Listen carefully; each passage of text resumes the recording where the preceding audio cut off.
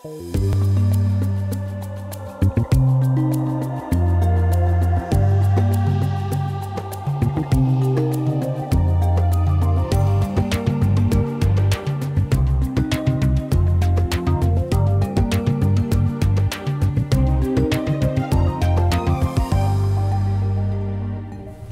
buenas noches España y bienvenidos a Tierra de Sueños. A partir de este momento y durante esos 57 minutos que dura este programa, vamos a intentar inculcar, si cabe, algún tipo de valor, algún tipo de experiencia, algún tipo de sabiduría en los corazones pensantes de todos aquellos que buscan algo más de lo que podemos ver o la propia sociedad nos viene reflejando a día.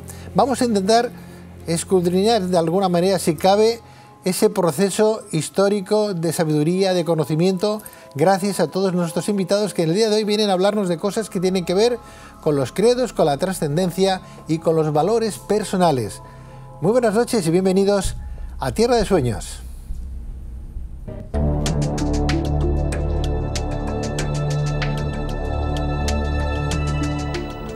Ser espiritual en Oriente, sea lo que pensemos o queramos que sea eso de Oriente, suele tomar la forma de una búsqueda de lo que podríamos llamar la libertad. Pero no es la libertad a veces como se suele entender en Occidente, que tiene connotaciones más políticas o sociales, sino la verdadera libertad interior. Sea dentro de las tradiciones de la India, de China, de Japón, del sudeste asiático, del Tíbet.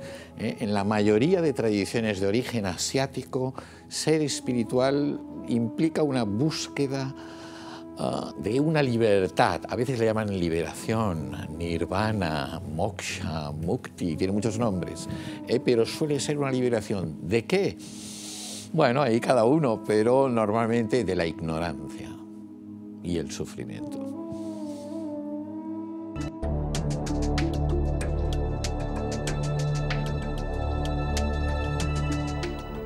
Para mí la religión es una celda, barrotes, una prisión para la libre expresión y crecimiento del espíritu individual. Para mí el destino es algo que todos deberíamos intentar cambiar. Para mí la familia es un proyecto común donde nos protegemos, donde nos cuidamos y ahí creamos un espacio común.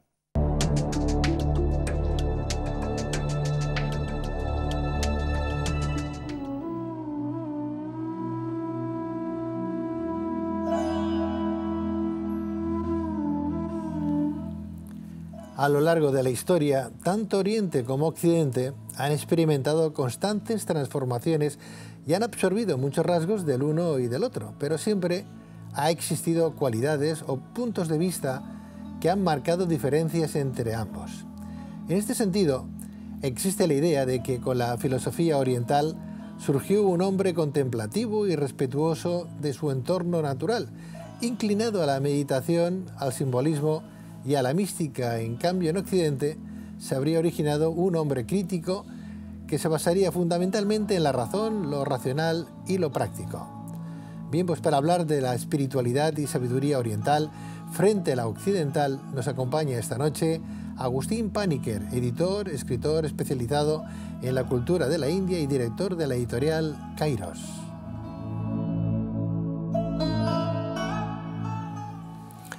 Agustín Paniker, muy buenas noches. Buenas noches. Bienvenido, Agustín. Gracias, muchas gracias. Qué gusto tenerte en Tierra de Sueños, en este programa. El gusto es mío, Pedro. Namaste. Namaste. Namaste. Namaste. Porque namaste significa tú y yo nos reconocemos, ¿no? Sí, es un saludo típico de la India, pero que luego, gracias al budismo, que se extendió por toda Asia, es muy común en muchos países asiáticos. Agustín, tú que conoces también India, ¿qué concepto tenemos en Occidente de India, por ejemplo? Sí. ¿No? Bueno, tenemos muchos estereotipos sobre India. Sí. Es normal, es lógico, espacios tan ricos como la India son fáciles de estereotipar.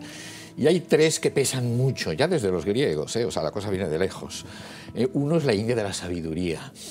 La India de los yogis, de los sabios, de los filósofos. Los griegos hablan de los gimnosofistas, los filósofos desnudos, que pareciera que uno llega a la India y se encontrase a todos los indios levitando. Y cuando uno va a la India se da cuenta de que los indios son de carne y hueso y que hay gente muy sabia y gente muy poco sabia. Como en todas partes. En todas partes del mundo. No obstante, ese concepto de Oriente es curioso porque creo que lo ha generado más bien Occidente, ¿no? Totalmente. De hecho, ningún oriental se llama así como tal. Se llamará japonés, tibetano, yemení, indio o lo que sea, pero no se dice oriental a sí mismo. Es un concepto que nace, es una autorrepresentación de Occidente sobre sí mismo y que necesita contraponerse a un Oriente. Claro, pero sí, claro, si nos hacemos esa pregunta en base a qué concepto tenemos sobre Oriente, tendríamos que preguntarnos primero ¿qué es Occidente? ¿Qué es Occidente? ¿No? Muy buena pregunta. Yo le dediqué un libro casi a estas dos categorías que son mucho más resbaladizas, aunque está bien para una conversación que las utilicemos, pero como decimos son imaginarios, generados y fabricados en Occidente. Entonces, a veces Occidente tiene una representación de sí mismo que se ensalza su racionalismo, la ciencia, el pensamiento crítico, la justicia social, la democracia, son valores que se asocian a Occidente y entonces se contraponen con un Oriente despótico, supersticioso, irracional. Esa es la visión típicamente ilustrada, pero luego hay la romántica que los invierte y entonces Occidente pasa a ser colonialista, materialista, militarista y en cambio Oriente entonces es espiritual, es estético, es próximo a la naturaleza, pero en cambio el binarismo persiste, sea positivo o negativo, el binarismo Oriente-Occidente se mantiene. No obstante, Agustín, tú que viajas tanto y más a India, ¿no? Y que conoces tan profundamente la cultura, la filosofía de vidas, todo lo que allí se genera, ¿no? Estamos hablando de miles de millones de personas, ¿no? Sí. Personas que además todas tienen, es curioso porque aquí igual que en Occidente vamos un poco muchas veces perdidos, somos de una fe y resulta que aquella fe no la profesamos lo suficiente, nos damos el golpe de pecho, eso sí, ¿no? Sí, todos somos lo que seamos, ¿no? Sí. En un momento determinado, pero no pregonamos muchas veces con el ejemplo, a diferencia que ocurre en Oriente, ¿no? Sí, sobre todo en India, la dimensión religiosa o espiritual, y si quieres los podemos diferenciar estos dos conceptos, aunque en India se difuminan bastante más que aquí, es muy importante. O sea, para la mayoría de indios, sean creyentes o practicantes más que creyentes allí, de una religión, de otra o de varias a la vez, sí. Esa dimensión es importante, esa búsqueda de la liberación, de la sabiduría, esa vía de salida del sufrimiento, de la ignorancia, es una dimensión importante de su vida y la religiosidad o la espiritualidad está muy presente en la vida de los indios y de mucha gente de Asia. ¿Eso significa que somos más ignorantes en Occidente, Agustín? No necesariamente, quizás somos más ignorantes de nuestra realidad interior y en cambio hemos desarrollado un gran conocimiento de la realidad exterior, como bien demuestra la ciencia y la tecnología, pero quizás hay un cierto analfabetismo o se han truncado las vías que existían en las tradiciones de Occidente de ese conocimiento interior y por diversos motivos en Oriente o en las tradiciones originadas en eso que llamamos Oriente, eso se ha mantenido. ¿Quieres decir entonces que podemos hablar de una actitud oriental y de una actitud occidental? A mí no me gustaría mucho, yo que soy medio oriental y medio occidental, a veces reconozco en gente de Asia actitudes que asociamos a Occidente, sí. Este pragmatismo y este materialismo, y a la inversa veo en gente de Occidente una búsqueda muy profunda de la espiritualidad, que es un valor que asociamos a Occidente. Por lo tanto, hoy en día creo que hay que trascender esas etiquetas y lo que sí sería importante sería fomentar esa posibilidad de una búsqueda de la sabiduría. Claro, estamos hablando de actitud con C de casa o aptitud con P de París, ¿no? Que son dos cosas totalmente diferentes, ¿no? Sí. Aquí posiblemente en Occidente lo de la aptitud con P es lo que más se trabaja, es lo que más se busca, no sé, en una persona. ¿Qué currículum tienes? La aptitud, ¿no? Pues sí. ¿Qué sabe usted hacer, no? Que no tanto la actitud, ¿no? ¿Cómo afronto yo en una situación complicada, en un hecho relevante, cómo afronto yo aquella situación que sería esa actitud? Que yo creo que es lo esencial, tener actitud ante la vida y ante los problemas, ¿no? Sí, sí. Es eso lo que en verdad nos debería de ayudar a... Sí. Por eso, en la mayoría de tradiciones de sabiduría de Asia o de Oriente, lo que importa no es lo que uno crea, sino lo que uno hace, la acción, la actitud que uno presenta ante la vida, que es lo que suelen llamar karma. Aquí se tiene otras connotaciones, el concepto, pero el karma es la acción, es la actitud, la acción que uno hace y que lo interconecta con el resto de seres vivos y con los demás. Agustín, qué bueno que estés en Tierra de Sueños, porque claro, hablamos de actitud, de aptitud, de cómo llegar a evolucionar espiritualmente, porque este programa también habla de esa evolución, ¿no?, tan importante que todos deberíamos hacer viviendo aquí, viviendo en Oriente o viviendo claro, en una cueva perdidos, ¿no?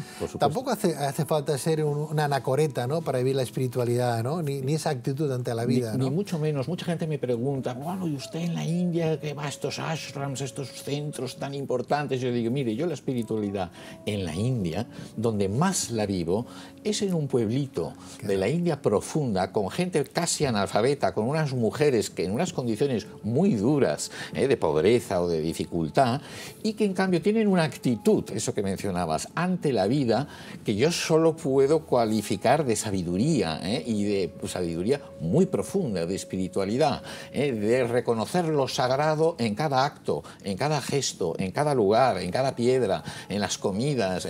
Insisto en que su vida no es fácil, y no es meramente una comida de coco para mantenerlas en esa ignorancia o en esa situación de sumisión, sino que es una actitud de sabiduría ante incluso la adversidad. Y no solo te reciben con una sonrisa por una cuestión de hospitalidad, sino que te reciben con una sonrisa porque están disfrutando de ese contacto, esa relación. Eso es lo que yo encuentro la espiritualidad, que no hace falta renunciar al mundo, sino en la vida cotidiana, en las pequeñas cosas. Y eso en Oriente, o lo que llamamos Oriente, está muy acusado.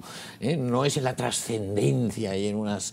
que las hay también, pero si no es en las pequeñas cosas, en la vida cotidiana, que uno puede ser profundamente espiritual. Están más por el ser en mayúsculas que no por el tener, entonces. Por supuesto. Por supuesto. De todas, ¿no? Sí, sí. Eso desde luego, hoy en día, en el siglo XXI, con el gran crecimiento económico y social que comporta una serie de ventajas, indudablemente, en muchos países de Asia, el tener en ciertos aspectos se parece más, su actitud ante el tener se parece más a la que tenemos aquí, que conocemos aquí. Por lo tanto, esas fronteras se desdibujan una vez más. Otro día podríamos hablar de esa, cómo está la situación, ¿no? Se ha perdido un poco ese valor espiritual india, ¿no?, con el paso de los tiempos, ¿no?, con las nuevas tecnologías. Bueno, sí, perderse no se ha perdido, se transforma, como todo. Sí. Y ahora hay una nueva clase media india muy pujante, que quizás tiene unos estándares de vida más parecidos a los nuestros, y sus valores, una persona de Nueva Delhi o de Bombay, a lo mejor es más parecido a alguien de Madrid, de Miami, de Buenos Aires, de Barcelona, que no a uno que vive 80 kilómetros en un pueblito de la India profunda. Y sin embargo, aún esa persona, ese urbanita moderno de la India, no ha renunciado a esa búsqueda de la sabiduría, de la liberación, de la libertad. Quizás la enfoca desde otro ángulo y no como la India tradicional o clásica, pero no renuncia a ella. Es curioso, Agustín, no obstante, que hablas de sabiduría. Claro, hablamos de sabiduría y pensamos que es tener títulos, ¿no?, cosechar títulos, ¿no?, cosechar premios, claro, ¿no? Y la sabiduría en Oriente tiene otro punto de vista, ¿no? Por ejemplo, el respeto a nuestros mayores, ¿no?, a la gente que nos ha enseñado, nuestros maestros. Ahí se respeta muchísimo. Por supuesto. Y aquí en Occidente queda un poco como aparcado, ¿no? Sí. Acaban nuestros mayores pues, en lugares donde no... Bueno, eso es una de las cosas india que tiene. Yo he escrito libros sobre la sociedad india y tiene gravísimos problemas de injusticia, de desigualdad, o la situación de la mujer. Y todo eso no, sí, y está haciendo esfuerzos por intentar corregir los déficits que los tiene, pero una de las cosas que me dicen muchos indios, les sorprende que una civilización tan sofisticada como la occidental tratemos de la manera como tratamos a nuestros ancianos, a nuestros padres y nuestras madres, que los jubilamos literalmente en unas residencias, y nosotros nos mantenemos quien más, quien menos, pero, digamos, delegamos la responsabilidad en otros, se medicaliza el asunto. ¿Nos estamos volviendo un poco más egoístas? Sí, sin duda. Sí, Más individualistas, sin duda, en todo el mundo. ¿En todo el mundo? Yo creo que sí. O sea, el egoísmo, entonces... Bueno, esto ya entramos en otra dimensión, pero lamentablemente ahí yo no soy muy optimista, tal como veo las sociedades modernas, pero sean de Latinoamérica, de Asia, de Europa, África. La modernidad conlleva un cierto individualismo en ciertos aspectos que puede liberarnos de opresiones tradicionales. Ojo, las cosas son más cromáticas de lo que parecen. Pero el precio que pagamos también es muy alto al romper con alguna serie de opresiones. Quizás tiramos al bebé por el agujero de la bañera, también al vaciar el agua. Madre mía. ¿Podemos diferenciar, Agustín, entre espiritualidad y religión? Sí, eso es un asunto subjetivo de cada uno. Desde fuera es más dudoso, pero hoy mucha gente lo hace. Mucha gente, sobre todo en Occidente, se asocia la religión y la religiosidad, bueno, pues a las religiones institucionalizadas, al aspecto exotérico, los rituales, los sacramentos, a las jerarquías eclesiásticas que tienen todas las tradiciones, y la espiritualidad sería la dimensión más subjetiva, profunda, individual, personal, que puede estar dentro del marco de una tradición, como puede ser la mística cristiana o la mística hindú, o puede estar fuera y puede ser una espiritualidad secular y laica, que hoy en día en Occidente es muy común. ¿El Vedanta Advaita, por ejemplo, podría ser un patrón? El Vedanta Advaita es un tipo de espiritualidad, pero el Samkhya Yoga, por ejemplo. Sí, está enmarcado dentro de la tradición hindú. Cuando digo espiritualidad secular, me refiero a alguien que cultiva esa dimensión profunda a través de la música, por ejemplo, o a través de la cooperación, o a través de una acción social, o a través de la pintura, o a través del contacto con la naturaleza. Hoy en día ya no es necesario el marco religioso para llegar para poder realizar algo que nos trasciende. Agustín, hablando de esa trascendencia, Dios, por ejemplo, desde el punto de vista espiritual o religioso, ¿no? En India, ¿está fuera o está dentro de cada uno de nosotros? Dios, para muchas tradiciones índicas de origen indio, es irrelevante. De hecho, todo lo que conocemos como budismo, como jainismo, o filosofías como el Samkhya y el Vedanta Advaita que tú has mencionado, para estas tradiciones la figura de Dios, que allá llaman Ishvara, no es relevante, no es importante, y algunas son abiertamente ateístas, que no quiere decir ateas, sino no les implica para la verdadera búsqueda de la sabiduría y el cultivo de la espiritualidad. Hay otras tradiciones, en cambio, en Oriente, tradiciones hindúes, otras corrientes de Vedanta, otras tradiciones, o el propio Islam asiático, evidentemente, donde el concepto de Dios es muy importante y es un elemento esencial para la autorrealización y la búsqueda de esa liberación y de esa sabiduría. Por lo tanto, tenemos todas las corrientes que allí, en principio, en los países asiáticos, no se viven de forma incompatible o excluyente. Agustín, no me gustaría aparcar este espacio hoy contigo sin que nos descubrieras la manera de cómo despertar la conciencia o la consciencia, ¿no? Teniendo una fe o no teniendo una fe muy marcada, pero simplemente cómo la despertamos, tengamos el credo que tengamos. Bueno, es un poco... el símil que siempre pongo es un poco el oído musical. Hay gente que tiene mucho oído y tiene muy buena predisposición y puede tocar instrumentos musicales y tiene esa profundidad musical. Pues con la espiritualidad o con el despertar de la consciencia pasa un poco lo mismo. Hay gente que lo tiene a flor de piel, lo tiene muy desarrollado y no le cuesta nada. En cambio hay otras que lo tienen más escondido ahí, pero todos tenemos oído y todos escuchamos más o menos. Simplemente se trata de estimularlo un poco, de cultivarlo, de prestarle atención. Pero claro, si uno está en el contexto de una vida solo enfocado a la consecución del último producto tecnológico o la última, que no es incompatible, pero si solo se reduce a eso, entonces despertar la conciencia es difícil. Una buena manera es a través de algunas prácticas espirituales, con las lecturas o con las charlas de maestros. Uno puede ahí encontrar alguna chispa que prenda y desarrolle su oído espiritual. Está claro que no, vamos, que no es más ciego que el que no quiere ver, ni más sordo que el que no quiere oír, ¿no? Un poco, sí. Estamos en eso, estamos en esa tesitura.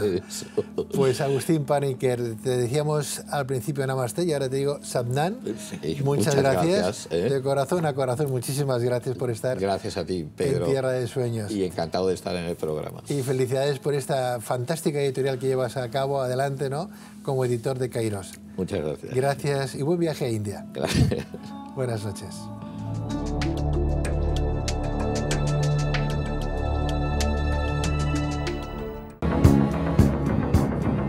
Luces en la oscuridad, un programa que habla de mente, cuerpo y espíritu. ¿Estás buscando respuestas? Nosotros te ayudamos a encontrarlas.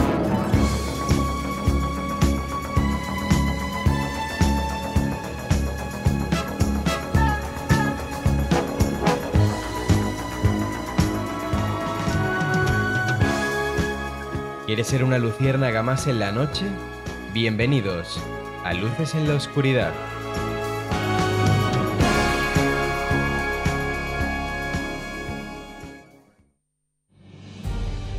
Luces en la Oscuridad es el programa humanista que habla de mente, cuerpo y espíritu. En nuestro afán por llegar a todas nuestras luciérnagas, hemos querido dar un paso importante y crear una nueva app para que puedas escucharnos desde y cuando quieras. Descargarla es muy sencillo, solo tenéis que escribir Luces en la Oscuridad en vuestro Apple Store o bien en Google Play y podréis haceros con ella gratuitamente. Os esperamos en Luces en la Oscuridad.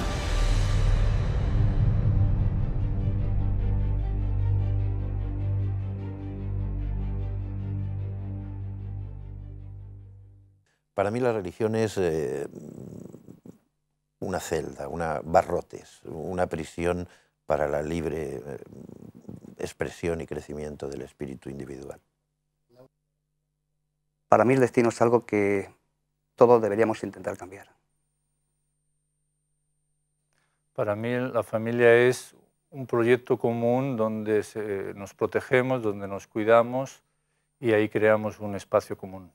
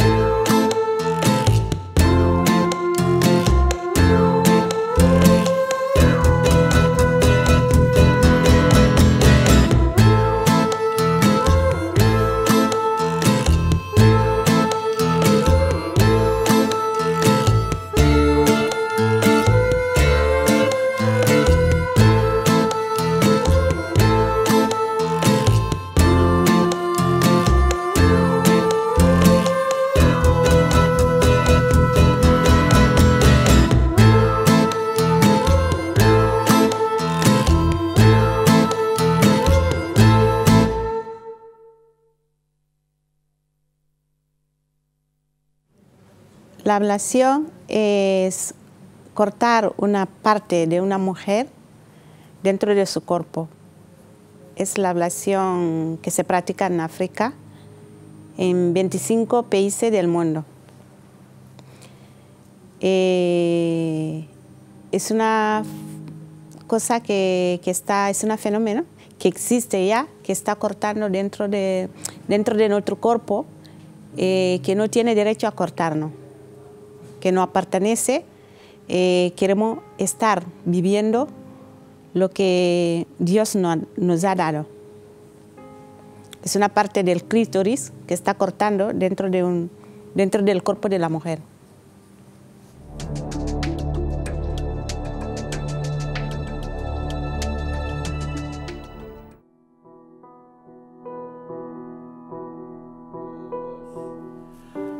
La ablación es una práctica milenaria muy arraigada en diferentes etnias e identidades tribales que, según cifras de la Organización Mundial de la Salud, se realiza cada año a 2 millones de niñas y adolescentes en 28 países, la mayoría de ellos africanos. En este sentido, la ablación es una práctica que viola los derechos fundamentales de las niñas y las mujeres y que pone en grave riesgo su salud y su propia vida. Bien, pues para hablar sobre cómo erradicar esta terrible práctica de la sociedad del siglo XXI, tenemos con nosotros a Aïssatou Diallo, presidenta de ACAMA, o Asociación Humanitaria contra la Ablación de la Mujer Africana. Aïssatou Diallo, muy buenas noches. Muy buenas noches. Buenas noches. Cuando lo explicas de esta manera, explicas lo que es la ablación, da como miedo. Exactamente la ablación, ¿qué es lo que le hacen a una niña? ¿A qué edad se la hacen, la ablación? La ablación empieza a partir de 5 a 10 años. ¿A los 5 años ya le hacen la ablación a una niña? Sí. ¿Hasta los 10? Hasta los 10 años. ¿Más tarde no?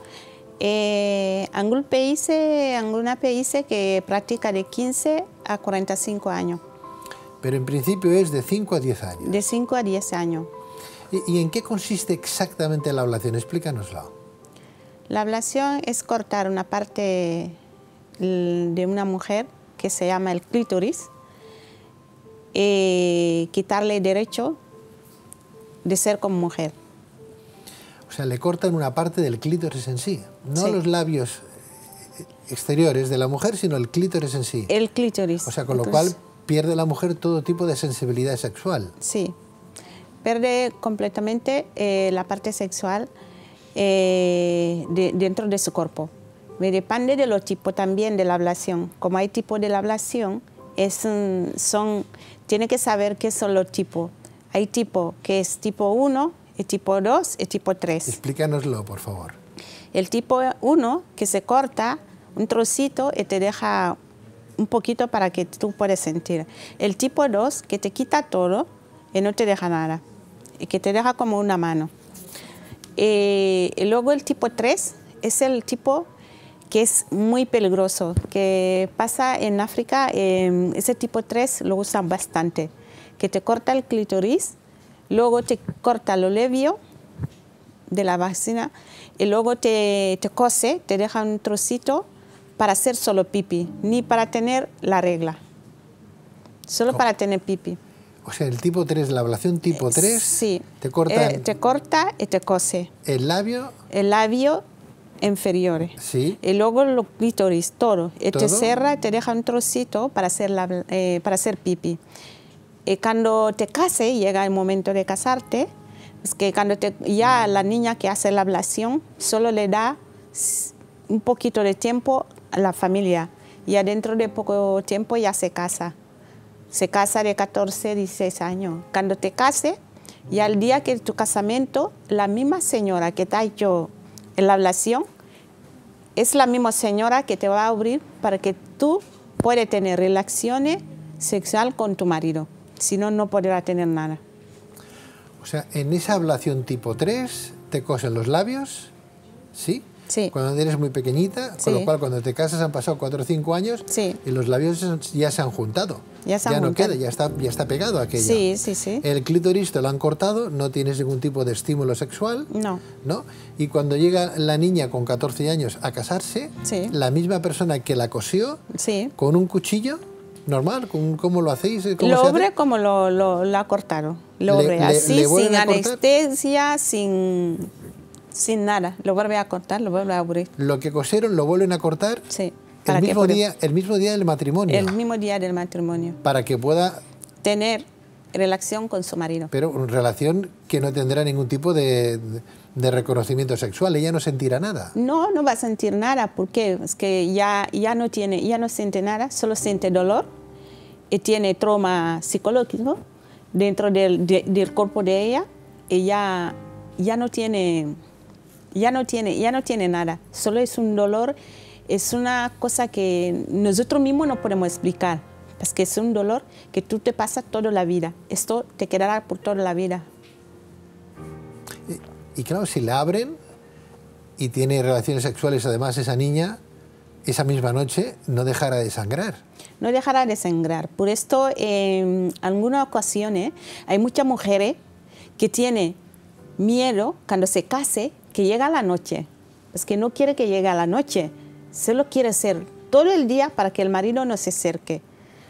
Por esto alguna mujer se escapa, se va, no quiere llegar la noche, no quiere estar con el marido piensa que está engañándole, tiene miedo, ya no es ella.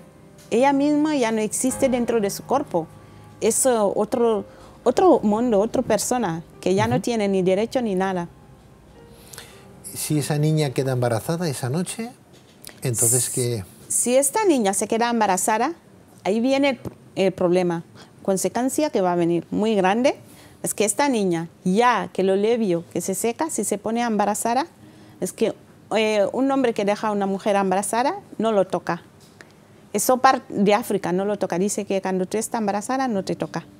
No o sea, el hombre cuando la mujer está embarazada ya no la toca. No, ya no la toca. Este se vuelve a cerrar. Cuando se cierra, sí. Por esto mueren muchas mujeres. Que si no te toca, el día que vas a tener el bebé no podrá parir. Ya está cerrado, ya no. Claro, los labios vuelven a cerrarse. Vuelve a cerrarse, no puede tener los niños. No tiene relaciones más sexuales con su marido. No. No, porque ha quedado embarazada, por lo tanto, durante los 9 meses... Ya no tiene relación con el marido. Aquello se cierra. Se cierra. Y la mujer ha quedado embarazada. Se queda embarazada, se queda ahí. Cuando tiene el bebé, para tener un bebé, es un problema muy grande. Porque si no puede tener el bebé, la madre muere o el bebé muere. Los dos. O los dos mueren al mismo tiempo. Claro, porque el bebé no puede salir, entonces. No puede salir. Es que bueno, si no hay anestesia, no hay médico, no hay donde tener... es una pueblo, como está mirando las fotos, es un pueblo que donde no hay nada. ¿Cómo va a tener una mujer? Tiene que llamar a la misma mujer que te ha hecho ablación para volver a intentar si puede ser que el bebé sale. Tampoco es una comadrona, no es una enfermera ni nada. Es una mujer que ha nacido dentro de su familia haciendo la ablación, que ya tiene como una herencia dentro de su comunidad, allí viviendo de esto. Claro, porque hay pueblos que están retirados, que no hay ciudades, que no hay hospitales, ¿no? Solo la comadrona, entonces... No hay ni comadrona. Ni comadrona. Solo son gente preparada, con nosotros nos llamamos gente mayor que está preparada ahí, que dice que ellos te pueden ayudar a tener el bebé. Es que muchos casos pasa que los bebés se nacen en las casas, no nacen en el médico, ni en el laboratorio, ni en el hospital, ni nada. En África, ¿verdad que en África cada día son 8.000 niñas las que están sometidas a la ablación? ¿Cada día? 8.000. Cada día está subiendo la ablación bastante. Cada día. Hablaba yo con esta presidenta de esta asociación porque no tienen ambulancias donde socorrer en un momento determinado a la persona que está sometida a esta ablación o a esta tortura, a este ritual, incluso al parto en sí. Y antes de que pueda llegar a morir, tanto el bebé como la propia madre, pues necesitan una ambulancia que les pueda socorrer y llevarles al hospital, porque claro, a veces hay kilómetros y kilómetros, ¿no? Sí. Lo que pasa que eso es un pueblo de Guinea Conakry, pues si digo Guinea, como hay mucho Guinea, tiene que ser Guinea Francesa, que es un pueblo de ahí, que en Guinea es el segundo país del mundo donde se practica 97% de la ablación. Es un pueblo que está, muchos pueblos es el mismo, son muchos pueblos que no tiene recorrer para llegar a un hospital. Es un pueblo que es muy lejano y cuando muchas mujeres están muriendo para tener un bebé, tiene que alquilar una moto o esperar días con el dolor para llegar, para tener su cría. Es muy, muy difícil para ellos. Por esto estoy pidiendo una ambulancia para que yo pueda llevar a este pueblo para ayudarle un poquito que puede llegar donde está. Yo me imagino, claro, porque no tenéis, yo me imagino una mujer embarazada en esa situación, caminando, buscando consuelo, ayuda, o yendo en bicicleta o en una motoreta de aquellas y no llegar y quedarse en medio del camino, ¿no? Sí, hay bastante que se ha quedado en medio del camino. Aisato, tú como presidenta de esta asociación lo que estás hoy aquí reclamando a la sociedad española es que te ayuden para que tú puedas enviar a Guinea, sí, Conakry, ¿verdad? Sí. Una ambulancia de primera mano, de segunda mano, es igual, pero necesitáis una ambulancia. Necesitamos una ambulancia para el pueblo que está practicando 97% de la ablación, que pare de practicar, que también es una cosa que estamos luchando dentro de esto.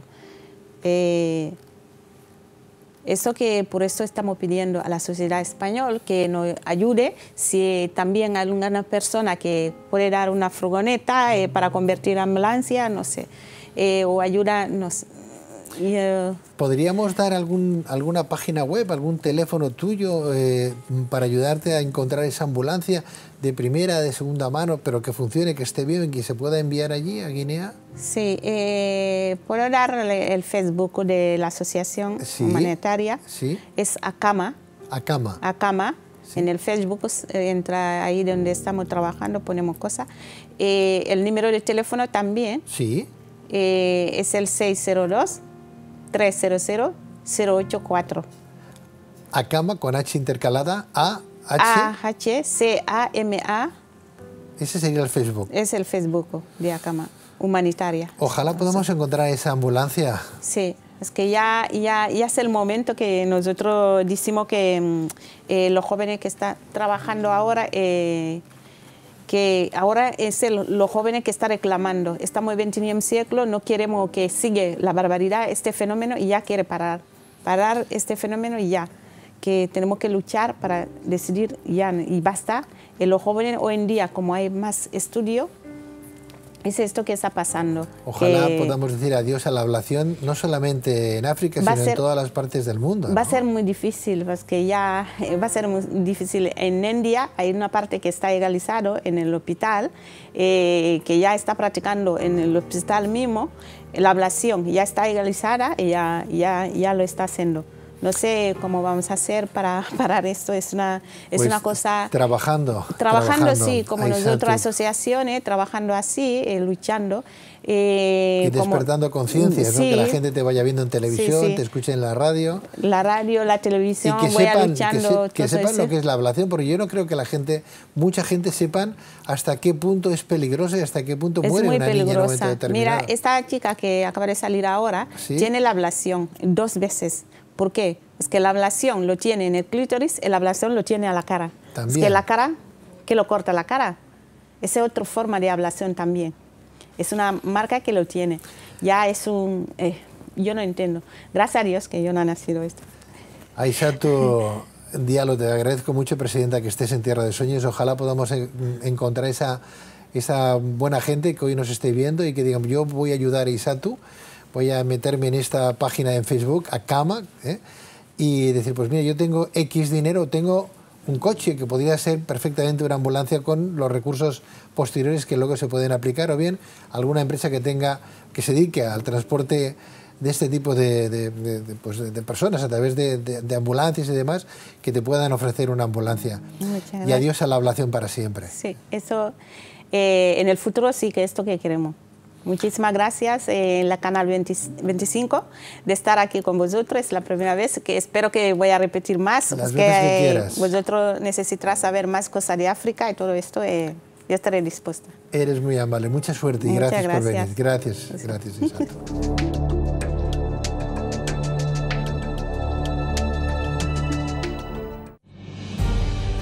Luces en la Oscuridad es el programa humanista que habla de mente, cuerpo y espíritu. En nuestro afán por llegar a todas nuestras luciérnagas, hemos querido dar un paso importante y crear una nueva app para que puedas escucharnos desde y cuando quieras. Descargarla es muy sencillo, solo tenéis que escribir Luces en la Oscuridad en vuestro Apple Store o bien en Google Play y podréis haceros con ella gratuitamente. Os esperamos en Luces en la Oscuridad.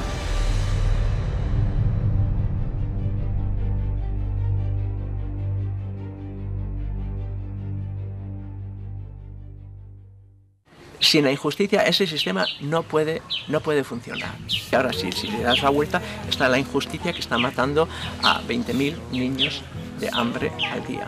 Bueno, pues si es el holocausto que esta justicia, que este sistema económico exige, pues vamos a aceptarlo y estamos contentos. Que mueran mañana otras 100.000 personas para mantener a Europa, a Occidente, a América, pues gordos y felices. Sí, la injusticia es parte del sistema.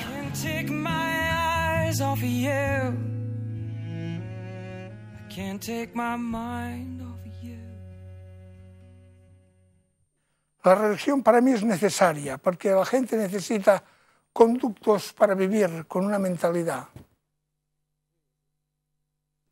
Para mí la espiritualidad es la búsqueda de la paz con uno mismo.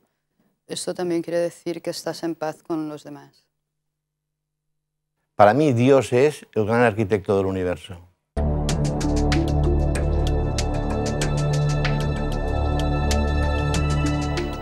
Para mí, vivir en armonía con mi perro significa asumir toda la responsabilidad de saber qué es lo que necesita para encontrarse a gusto. Yo soy mucho más complejo que él. Tengo muchas aptitudes que él en su vida va a conocer. Entonces, las dos cosas que necesita primordialmente, más allá de su comida, su agua y su techo, son, por una parte, afecto, pero por otra parte, control. Si fallamos en alguno de estos dos aspectos, abocamos al animal hacia un estado de infelicidad. A nadie le gusta ser controlado, pero llevamos nosotros y ellos en los genes, como seres jerárquicos que somos, expectativas que nos hablan de un control, de un cauce. Un perro no es un hámster, que en estado salvaje, como vive solo, puede hacer lo que le da la gana cuando le da la gana. El perro no. Si violamos esas expectativas respecto a sus 4 normas, su cauce, intranquilidad, no se sentirá protegido, se sentirá desamparado. Entonces, por una parte, repito, afecto, dedicación, compañía, comprensión, juego, diversión, pero por otra, control.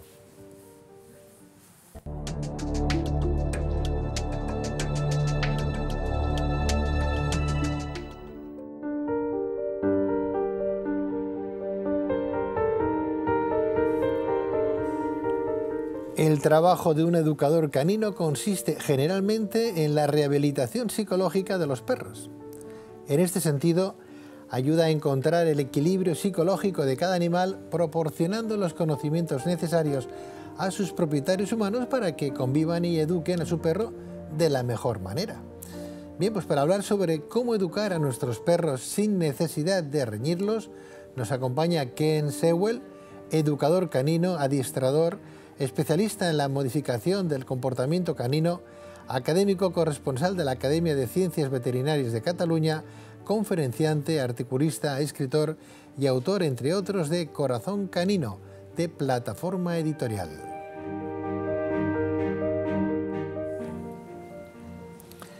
Ken Sewell, muy buenas noches. Buenas noches, Pedro. Qué bueno que estés aquí, qué bueno que nos hables de cómo querer más a nuestros animales, a nuestras mascotas, mal llamadas mascotas que tenemos en casa. Encantado de la invitación. Cuéntanos, tú eres un experto en adiestrar estos animalitos, ¿no? A los canes, a los perros. ¿Cómo acercarnos más a ellos? ¿Cómo comprenderlos? ¿Cómo explicar a nuestra audiencia y sobre todo a los más malvados que en un momento determinado podemos encontrarnos en el camino y vemos que están maltratando a su animal, a un perro? Decirles que no son juguetes, que necesitan un respeto. Sí, cualquier propietario o propietaria de un perro tendría que intentar encontrar una información fidedigna que hable de cómo es su perro, de que el perro no tiene futuro como nosotros, vive en su más absoluto presente, a la luz de su experiencia. En este sentido, en el caso del perro, experiencia y memoria vienen a ser sinónimos. Ajá. No entienden el lenguaje humano. Volviendo al ejemplo del hámster, nadie diría a un hámster, no quiero que salgas de tu jaula, suponiendo que lo entendería. Sí. En cambio, todo el mundo le dice a su perro, no quiero que subas al sofá. Hay muchos detalles y hay mucha desinformación. Tú dices que nunca hay que reñir a tu perro, ¿no? No. No hay que reñirle. Nunca. ¿Cómo hay que hablarle? ¿Cómo hay que tratarle? Incluso cuando hay que... ¿Cómo se le puede decir a un perro, esto no lo hagas aquí o no lo vuelves a repetir, no lo vuelves a hacer? Cuando todos tomamos una decisión, nosotros, ellos, ¿sí?, hacemos servir una balanza, metafórica, pero una balanza. Sí. ¿Qué nos dice la balanza? ¿Me conviene o no me conviene? Entonces, si al perro le conviene roer la esquina de esa alfombra persa tan cara que acabas de comprar, es porque le sale el capricho y satisfaciendo el capricho le beneficia, le conviene. Tenemos que organizarnos para que le deje de convenir, recordando que los perros jamás entenderán de intenciones, gustos, deseos o propósitos humanos. ¿Y cómo cambiamos esa conveniencia que tiene el animal? Puede ser de forma despersonalizada, con un olor que lo repela, para que me conviene se convierta en no me conviene, o si solo está al alcance de esa alfombra, cuando hay una persona en la misma dependencia, la intervención no es desaconsejable. Se le puede meter una voz brusca, pero no continuar, porque en el momento de meter un ¡eh!, y el perro le mire, ha dejado de hacer aquello.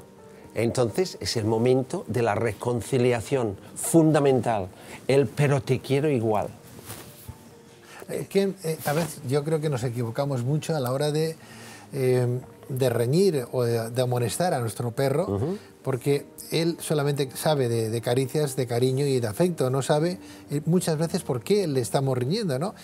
Me explico, no estamos en casa, tenemos el perro en casa, venimos de trabajar y llegamos y vemos que el perro se ha hecho pipí o ha hecho sus necesidades donde no debería, ¿no? Pues porque es jovencito, porque es pequeño, porque todavía no lo hemos acostumbrado.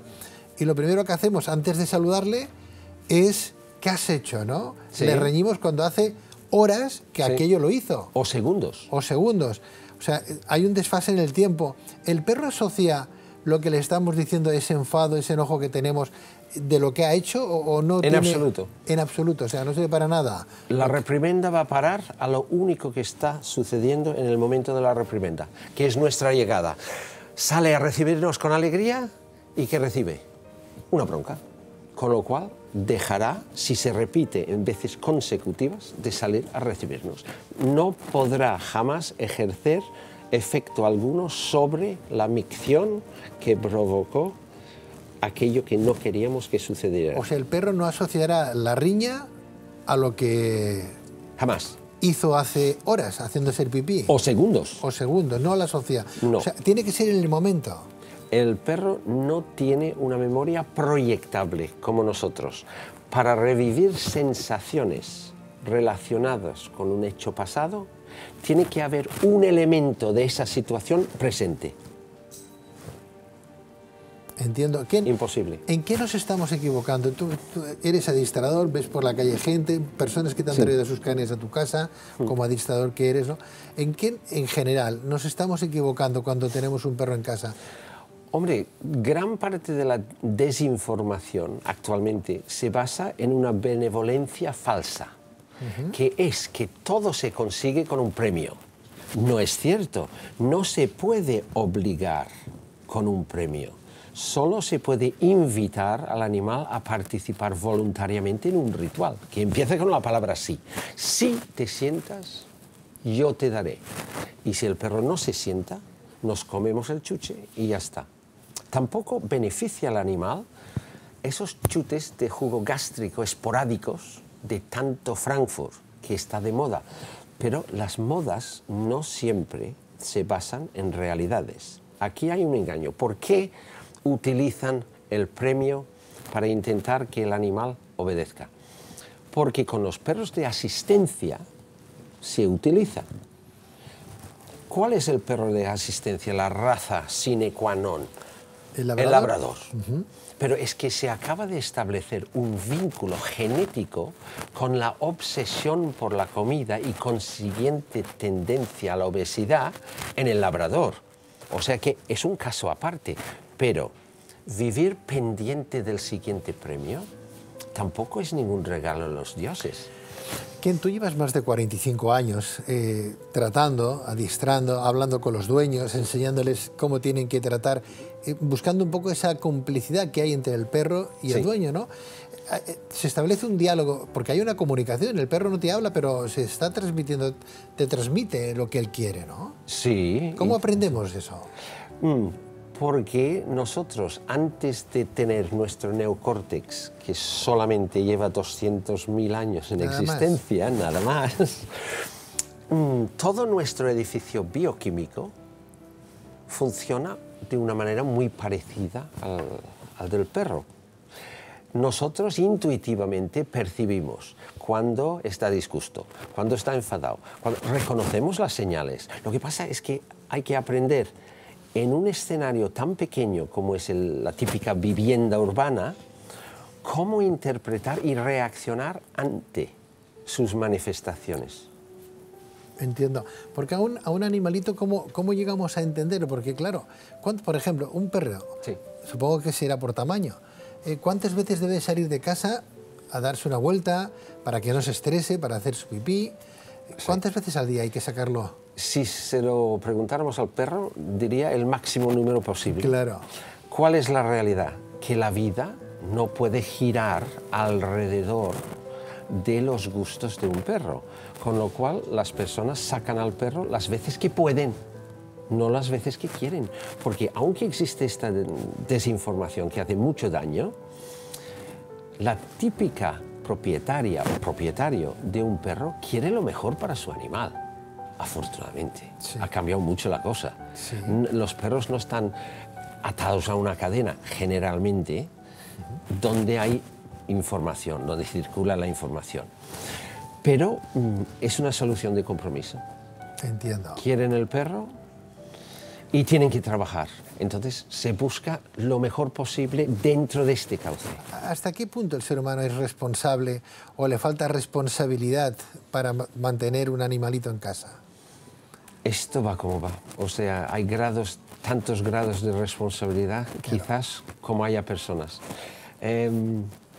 Hay personas más empáticas, menos simpáticas, más comprometidas, menos comprometidas. ¿Somos respetuosos, los seres humanos, somos respetuosos con nuestros animales o los tenemos como objetos, como si fueran juguetes?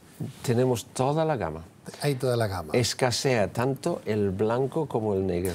¿Cómo saber que un perro, por ejemplo, cuando lo vemos en la calle, con el amo o atado, ¿no?, tras una valla, aquel animal es feliz? ¿Cómo saberlo?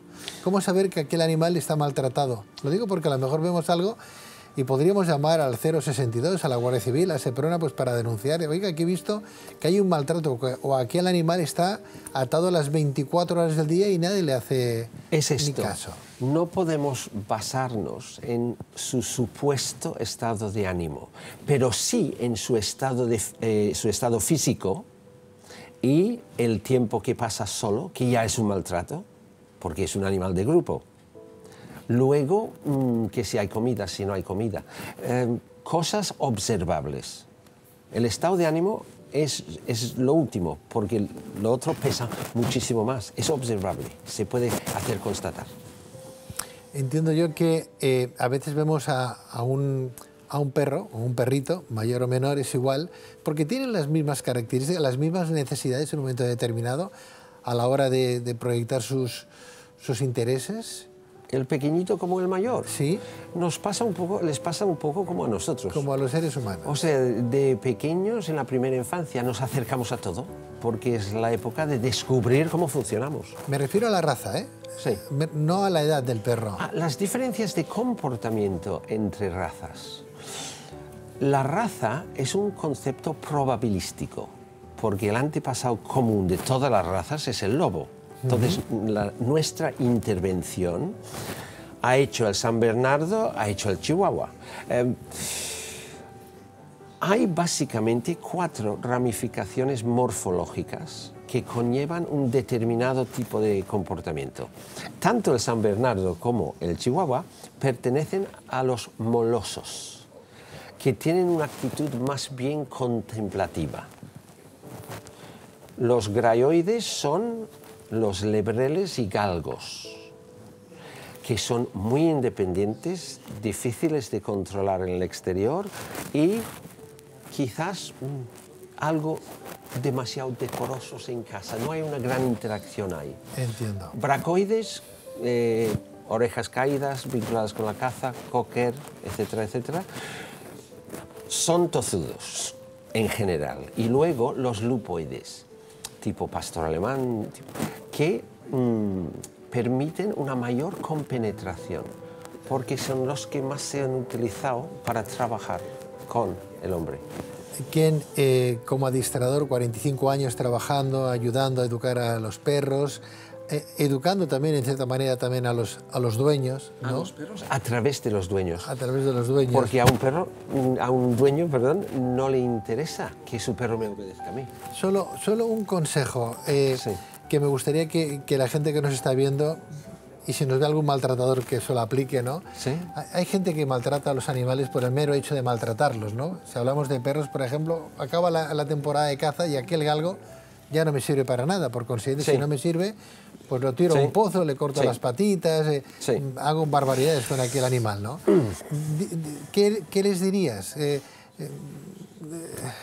les dirías? Porque vemos esa cantidad de aberraciones cada año. Absolutamente nada. Porque nada que yo pudiera decir a una persona que desahoga sus tensiones con un animal le va a servir. A quien se lo diría sería la policía. A la Guardia Civil. Por ejemplo. Al Seprona, al 062. Sí, sí. Pues Ken Sewell, gracias por esa información que nos das y cómo podemos tener más contento a nuestro animalito de compañía. Muchísimas gracias, Ken. Un placer, Pedro. Gracias, muy buenas noches. Hasta la próxima. Buenas noches.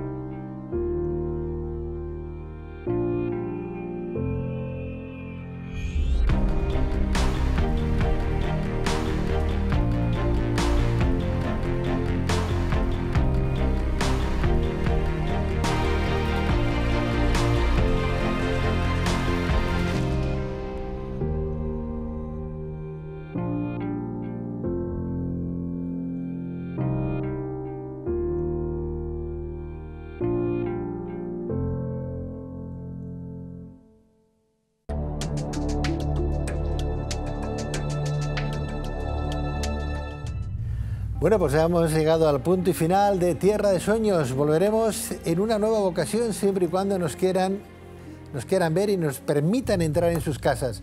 Que tengan ustedes una bonita noche, una mejor semana y hasta un nuevo Tierra de Sueños. Que sean felices. Adiós, buenas noches. Hoy descubriste un mundo de sensaciones, de riqueza espiritual y de contenido social y humano.